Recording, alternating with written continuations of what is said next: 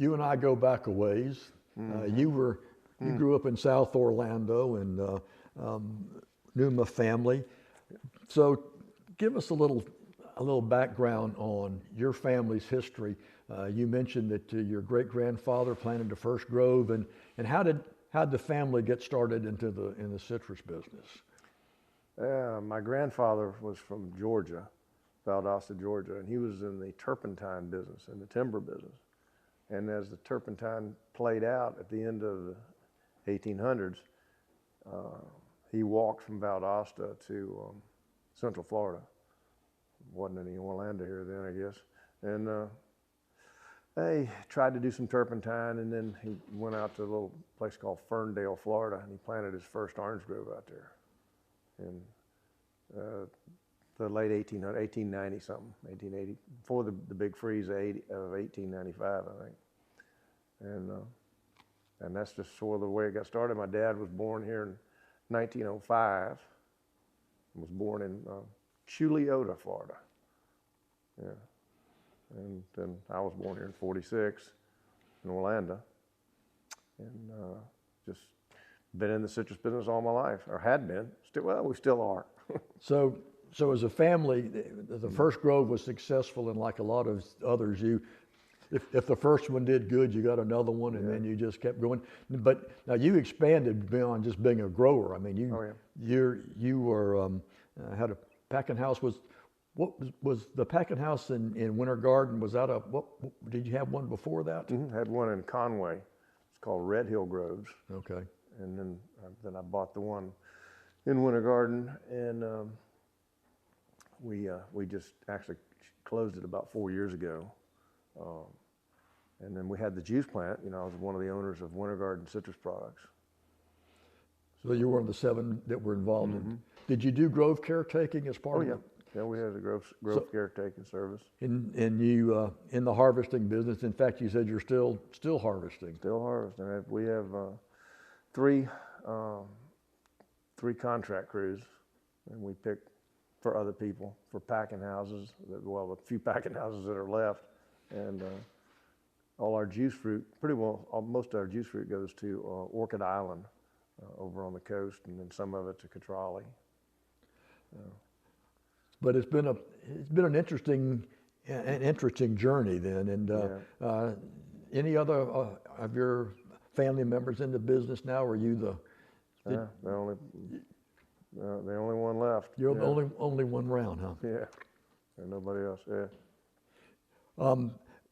In your tenure in the citrus business, like me, I'm sure that you interacted with a lot of fascinating and colorful individuals.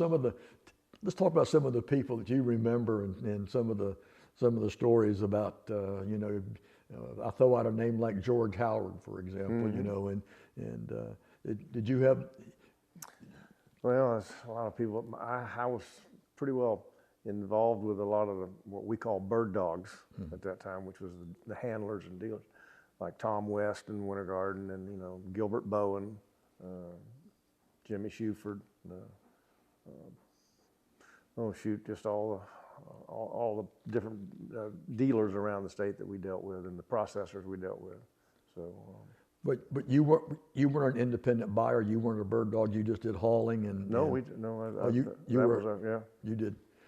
Yeah, our biggest year was somewhere around 5 million boxes of fruit that we handled for other people, and we did several 3 million, and then the freezes hit us in the 80s and knocked us back. But anyway, we handled fruit for other people and bought and sold.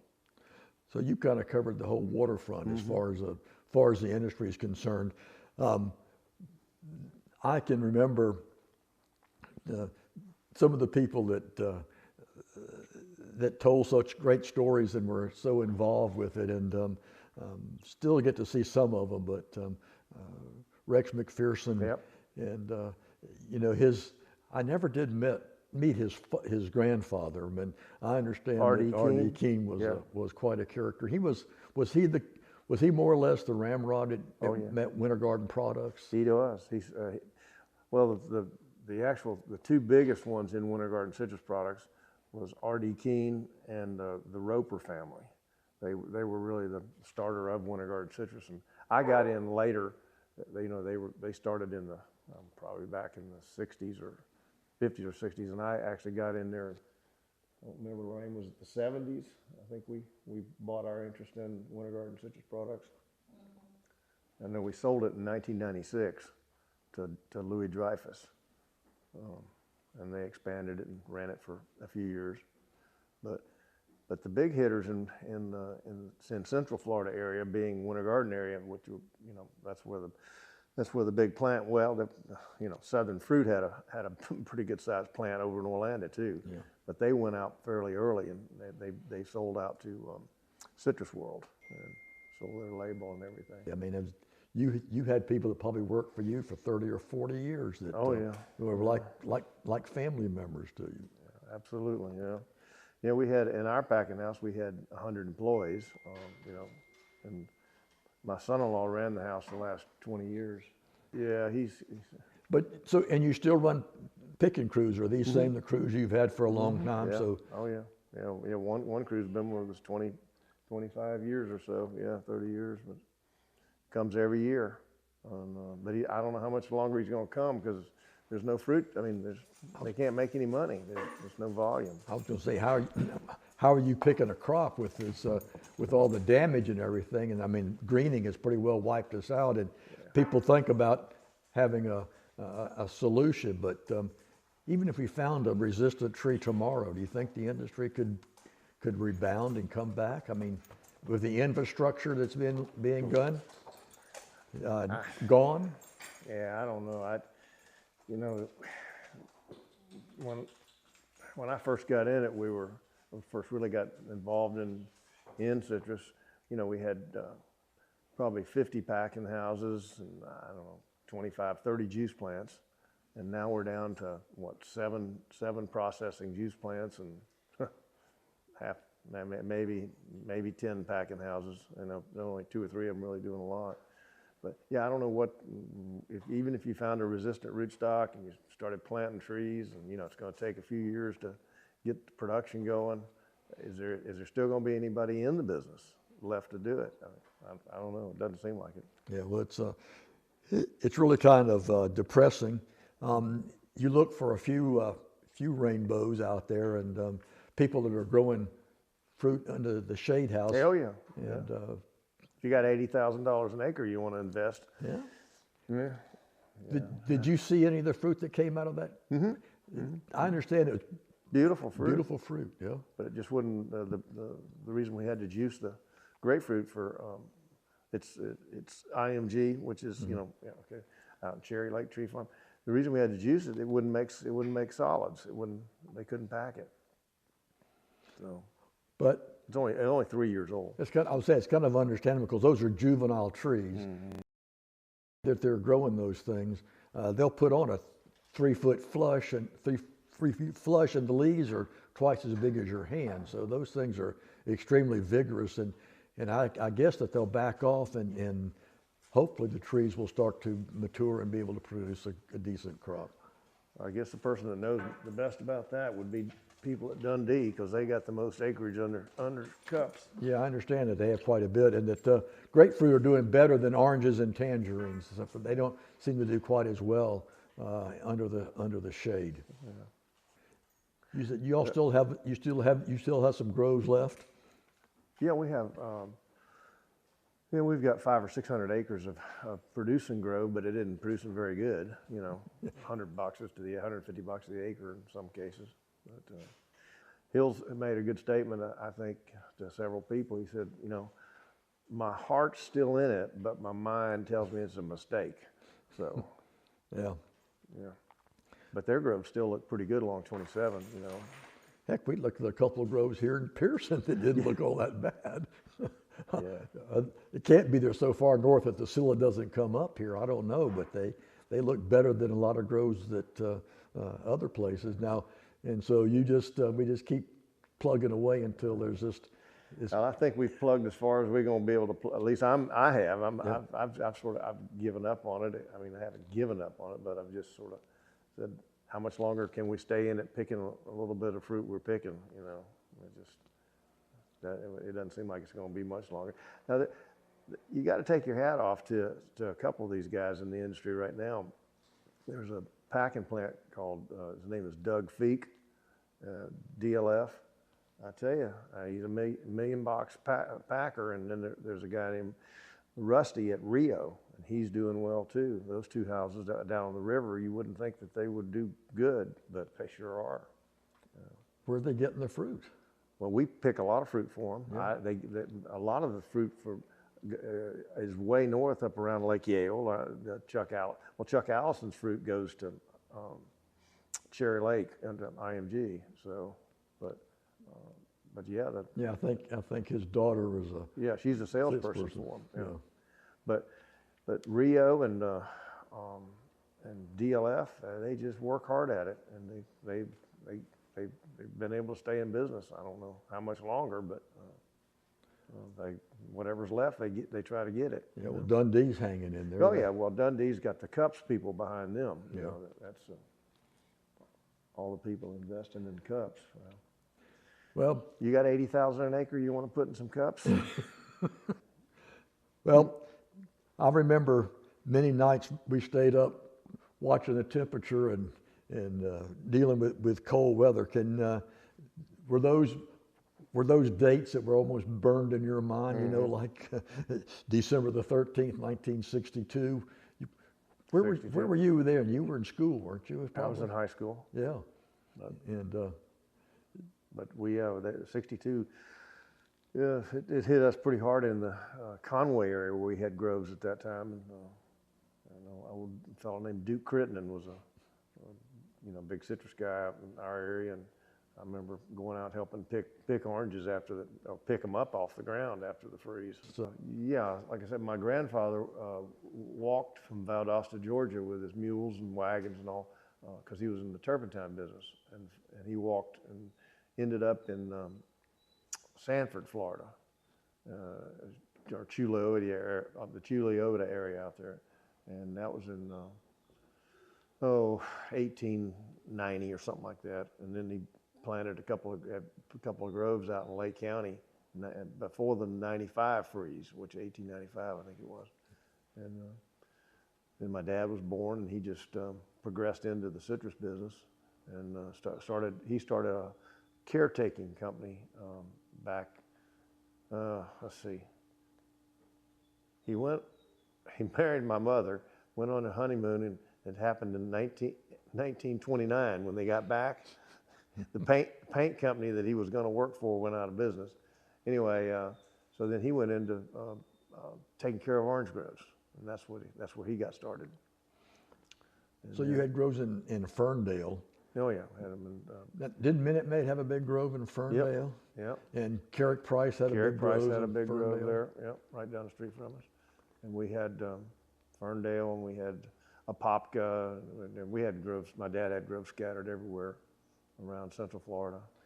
Now, when I talk to citrus families and young men, I get the same story, and so I want to know how many orange trees did Dad have you hoeing and toting perforated pipe around and everything else? Is that where you developed character as a young man? Yeah, I guess so. I hoed orange trees, and like you say, we used to carry those pipes around and put them out that's where we irrigated, you know. But now it's pretty easy with microjet. But you know, and I get the same story, Van, that when you were doing it, you weren't all excited about it and didn't think it was fun, but now that you look back at it, you said, you know, that developed a work ethic in me and taught me the value of putting in the time and the effort, and it was probably one of life's great lessons that you learned on the end of a hoe handle or doing something like that. Pruning saw. Yeah. Yeah, after the freezes, we had chainsaws that we had, pruning, trying to save the trees, pruning them back. So. My grandfather, he worked for himself. He didn't work for any, he was actually in the turpentine business, where they slash the trees and, the pine trees and get the turpentine out of it. And then after the turpentine ran out, they timbered a lot of the trees. And he actually, my granddad had he had 50,000 acres of, that now the Mormons own.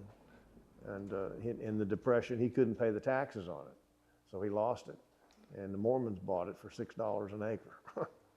That's all down around St. Cloud. Yeah, but My grandfather planted his first grove, like I said, in 1894 out in Ferndale, Lake County. And I actually ended up with that grove back in the 60s. I still had it. But that's, since we're just starting there, and so if you couldn't do, if you're going to get involved in agriculture back then, that was it. You got it. Well, you planted a little grove. If it was successful, you planted another grove. You know, you had cattle, you had some citrus came along, and then they had row crops, and like the big ones in row crops were out in Ovita. You know, the dudas. Yeah. But I mean, that's all there was agriculture at that time. And so I graduated from the University of Florida in 69? Yeah, I guess it was 69. And I just came back and went in the family business that my dad had. But same thing, he just progressed from his dad into the business, into citrus. Like I said, when he came back, he was going to go to work for a paint company, and the Depression hit in '29. And so he said, well, I think I'll go hoe some orange trees. So. Well, and your family was one that if you made $1 in the grove, you invested that $1 in another grove. Yep. And that was the way again. And you just, and as long as you didn't get highly leveraged. And what I tried to do, and when I came into the business was, and I was expanding it, I didn't take and put all my eggs in one basket, meaning I didn't go and plant 1,000 acres of grove in one spot.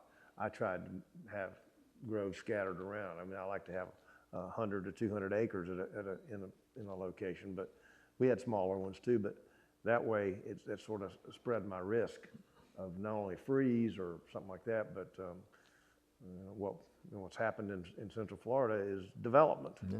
You know, of course, somebody told me the 3 Ds: disease, disgust, and development. That's what's put us out of the citrus business. We always had the packing house back. The first one we had was in Conway, and then I bought the one in Winter Garden in 1980, I guess it was.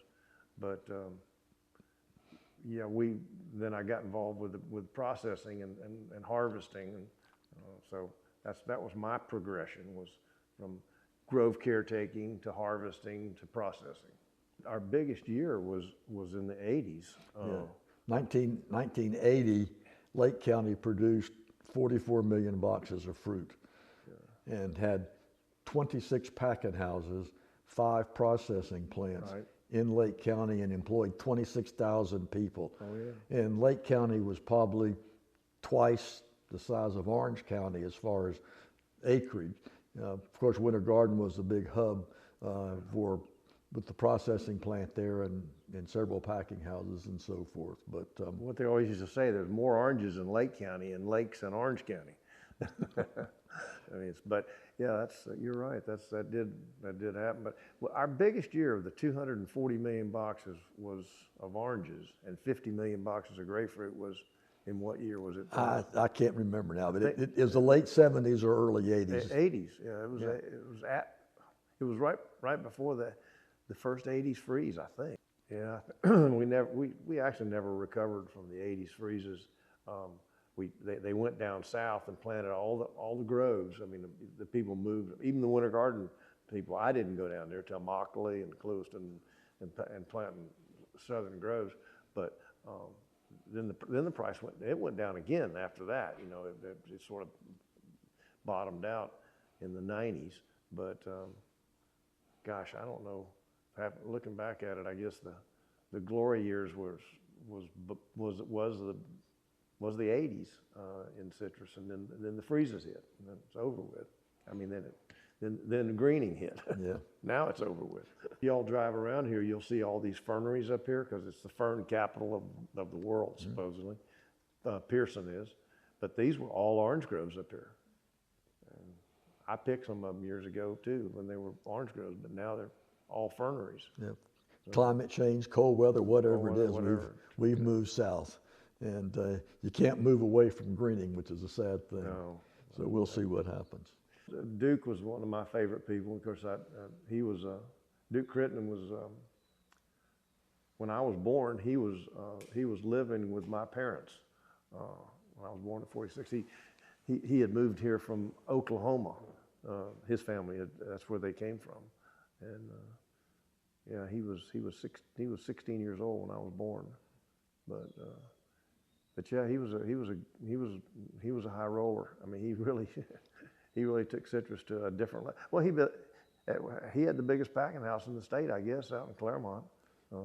Well, and Duke's timing was impeccable. Yep. He sold his big packing house in Groveland to Libby in 1980 or 81, just a couple of years before the freeze rolled in, and so he did that. And Duke told me that one of the first groves that he bought was at the intersection of Maitland Avenue and I-4. Of course, neither one of them were there, and he picked that crop and was able to buy it, and for some ridiculous price, like $800 after he sold the crop. And what he finally sold that property for was astounding, you know. But of course, Duke was high in politics too. I think he was involved in the road commission. I'm not sure that I-4 and Maitland Boulevard he had any influence on where they went. But he and Gene Langley were a pair, weren't they? Oh my God! Yeah. He helped me. He didn't really like the fact that I got in the harvesting business because he was harvesting all my dad's fruit. So that was sort of a rub with him. But then he helped me later on in life and helped me a lot. But yeah, I don't know, some of the memories of Duke Crittenden. He was larger than life. Well, I'm going to ask you a question like that. What happens, Van, when you're picking fruit now, and so you've got to pick all these groves, and a freeze comes? How much people beat on you to get their crop picked and everything else? How'd you deal with that? Just had to try to pick the worst ones first. Yeah. So, yeah. That must have been just a nightmare. You're going 24 hours a day, you know, after that freeze, trying to salvage as much of the fruit as possible, and telling you not to pick it up off the ground, but the pickers are still going to be picking it off the ground and everything else. That must have been a trying time. Yeah, in fact, in the freezes of the '80s, it was so bad we were dumping more fruit out of trailers than we were getting unloaded at the plants. Because we'd send them one, they'd turn it down, and we'd send it back. We had a crane that picked up the trailer and just dumped the fruit out in the cow pasture. Yeah. Don't want to go through that again. Yeah, there was a guy out of Fort Pierce. I don't know if y'all ever remember the Varn citrus, Mac Varn. You remember Mac? I do. Yeah, he's a great guy. And I deal with his son right now, Rusty Varn. He works for Orchid Island, and we sell him a lot of fruit. But Mac, during the freezes of the '80s, sent me 5 or 10 trailers a day because we needed the home to just try to, to harvest and salvage the fruit. Yeah, he did us a good service, but all that went to FOM at that time. But it was founded there's a picture, I saw a copy of it. There was a picture of the group that founded FOM and it was taken at the Orlando Country Club. Is where they started it off back in the 60s, maybe 50s or 60s. Okay. That's all I have. Thank you, Van. Thank you. Gosh dog, guys. Thank you for coming up here. Oh, yeah. Thank you.